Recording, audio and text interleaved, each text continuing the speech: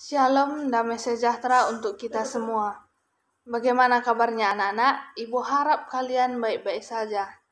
Nah, anak-anak ibu sekalian, sebelum kita memulai pembelajaran kita, ada baiknya kita berdoa terlebih dahulu. Mari kita bersatu dalam doa, dalam nama Bapa dan Putra dan Roh Kudus. Amin.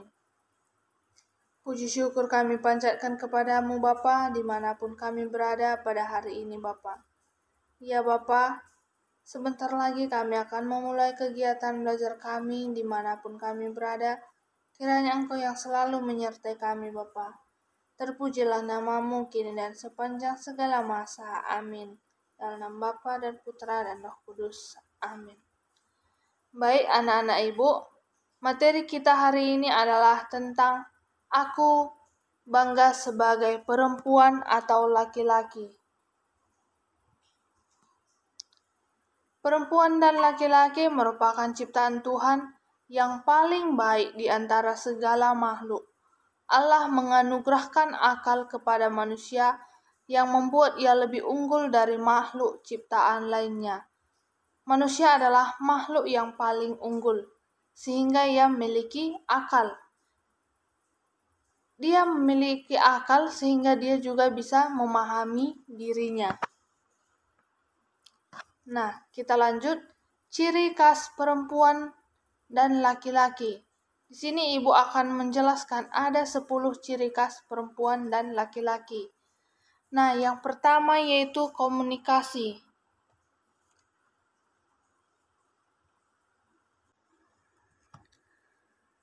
Perempuan berusaha untuk mencari solusi. Biasanya dalam berkomunikasi, perempuan lebih berhasil daripada laki-laki. Hal ini disebabkan karena mereka berusaha untuk mencari solusi yang bekerja bagi semua orang, membicarakan setiap isu terkait, dan berusaha menangkap tanda-tanda nonverbal seperti nada, emosi, dan empati. Nah, untuk laki-laki mereka berorientasi pada tindakan, sedikit berbicara dan agak lebih menyendiri. Laki-laki memiliki kesulitan dalam hal emosi yang tidak dibicarakan. Jadi, pada saat seorang laki-laki menanyakan seorang wanita, apakah yang ada salah dan wanita itu menjawab tidak ada, maka ia menganggapnya benar-benar itu tidak ada. Nah, selanjutnya, ciri khas selanjutnya yaitu emosi.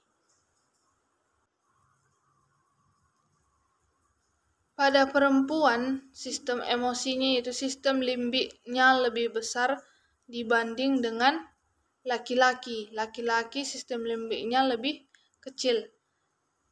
Perempuan mempunyai sistem limbik atau struktur neural di otak terkait emosi yang lebih besar daripada pria.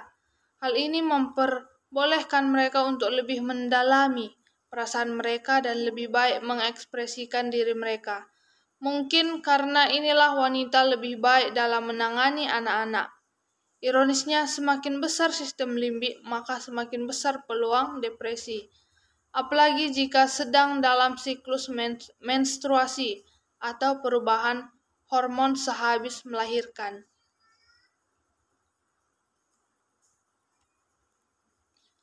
Nah, ciri khas selanjutnya yaitu rasa sakit.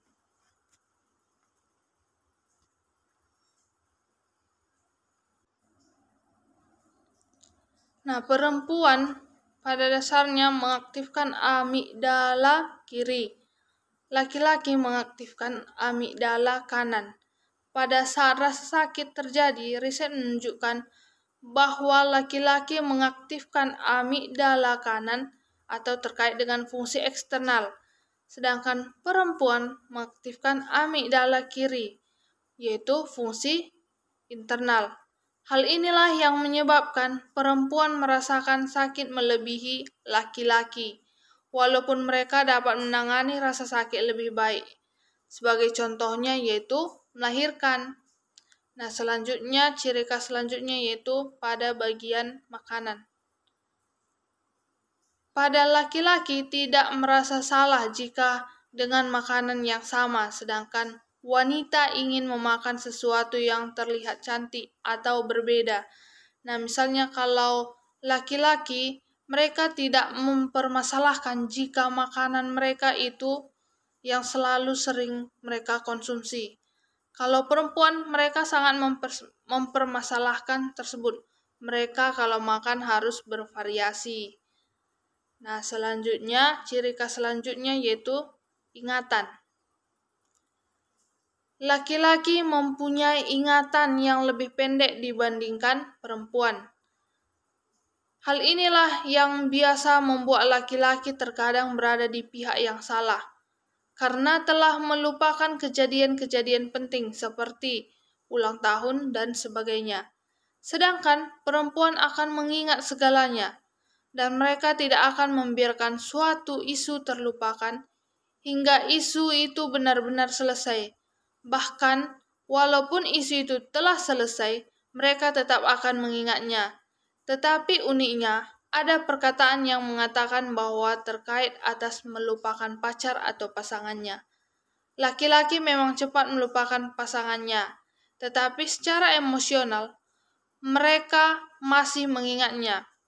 Sedangkan jika perempuan memutuskan untuk melupakan pasangannya, maka mereka benar-benar akan melupakannya. Ciri khas selanjutnya yaitu kinerja otak. Laki-laki lebih kuat terkait dengan penggunaan otak kiri, sedangkan perempuan lebih mengarah ke otak kanan. Otak kiri terkait dengan fungsi logika dan perhitungan, sedangkan otak kanan terkait dengan fungsi kreativitas dan emosi. Melalui penjelasan yang Ibu jelaskan, kita telah mengetahui bahwa laki-laki lebih kuat terkait dengan penggunaan otak kiri, sedangkan perempuan lebih mengarah ke otak kanan. Nah, itu benar. Hal inilah membuat mengapa laki-laki lebih berorientasi pada tugas memecahkan masalah, sedangkan perempuan lebih memecahkan secara kreatif. Nah, selanjutnya, ciri khas selanjutnya yaitu bahasa. Otak yang bertanggung jawab dalam fungsional bahasa atau linguistik pada perempuan lebih besar daripada laki-laki. Nah, selanjutnya, ciri khas selanjutnya yaitu masalah kebersihan. Perempuan lebih bersih dibandingkan laki-laki karena mereka telah memiliki perlengkapannya. Hal ini mungkin disebabkan oleh karena perempuan memiliki penciuman yang lebih baik dibandingkan laki-laki. Penelitian menunjukkan bahwa terkait atas penciuman, perempuan mengaktifkan wilayah otaknya lebih banyak dibandingkan laki-laki. Nah, ciri khas selanjutnya yaitu penglihatan. Laki-laki dapat melihat tulisan lebih baik dan dapat melihat lebih baik dalam kegelapan. Sedangkan perempuan dapat melihat warna lebih baik. Barangkali terkait atas penglihatan warna yang lebih baik disebabkan karena perempuan lebih mempunyai kekebalan yang lebih baik terkait atas buta warna. Nah, selanjutnya yang terakhir yaitu ciri khas yang terakhir, penuaan. Perempuan memiliki kemungkinan untuk menderita demensia atau kehilangan kemampuan kognitif yang lebih cepat daripada penuaan umumnya, lebih besar daripada laki-laki.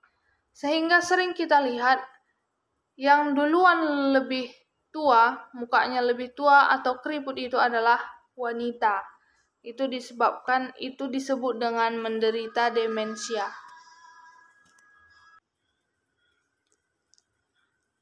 Nah, anak ibu sekalian, kita sampai di ajaran gereja tentang keluhuran perempuan dan laki-laki. Ibu harap kalian membuka Alkitab kalian, diambil dari Kejadian 2 ayat 18 sampai 25. Ibu ulangi, Kejadian 2 ayat 18 sampai 25, yaitu tentang manusia dan Taman Eden. Ibu harap kalian membacanya semua. Nah, dari perikop ini dapat disimpulkan bahwa Allah menghendaki agar di antara laki-laki dan perempuan terjadi hubungan yang saling melengkapi dan mengembangkan. Perempuan dan laki-laki saling membutuhkan kehadiran yang lain untuk saling menuju kesempurnaan. Nah, kita lanjut. Pandangan dokumen gereja tentang keluhuran perempuan dan laki-laki terdapat di Katekismus Gereja Katolik atau KGK. Nah, yang terdapat di artikel 2333 dan artikel 2334. Nah, yang pertama yaitu artikel 2333. Tiap manusia, apakah ia pria atau wanita, harus mengakui dan menerima seksualitasnya. Maksudnya itu harus menerima dirinya, menerima bentuk fisiknya, menerima fisiknya secara biologis. Nah, yang kedua, artikel 2334. Ketika menciptakan manusia sebagai pria dan wanita, Allah menganugerahkan kepada pria dan wanita martabat pria yang sama dan memberi mereka hak-hak serta tanggung jawab yang khas. Nah, pria dan wanita memiliki martabat yang sama, secitra dengan Allah. Nah, anak ibu sekalian, demikianlah materi yang ibu sampaikan. Demikianlah penjelasan yang ibu sampaikan. Jika ada pertanyaan yang mengganjal dari kalian, bisa kalian tanya ke ibu melalui Japri atau WA. Nah, di sini ibu sudah membuat tugas sebanyak 4. Ibu harap kalian mengerjakannya dan jangan lupa mengirimkannya ke classroom. Jika ada pertanyaan bisa ditanyakan di WA grup kelas kita. Nah, anak-anak ibu sekalian, sebelum menutup pembelajaran kita, ada baiknya kita berdoa terlebih dahulu. Mari kita bersatu dalam doa, dalam nama Bapa dan Putra dan Roh Kudus. Amin. Puji syukur kami panjatkan kepadamu Bapa. Terima kasih Bapa atas penyertaan-Mu. Engkau telah menemani kegiatan belajar mengajar kami Bapa. Ya Bapa, semua serahkan dalam tangan-Mu. Terpujilah nama-Mu kini dan sepanjang segala masa. Amin. Dalam nama Bapa dan Putra dan Roh Kudus. Amin. Sampai jumpa untuk anak-anak ibu sekalian. Tetap ikuti protokol kesehatan. Tetap pakai masker meskipun keluar rumah. Harus memakai masker kalau keluar rumah. Sampai jumpa. Shalom, damai sejahtera.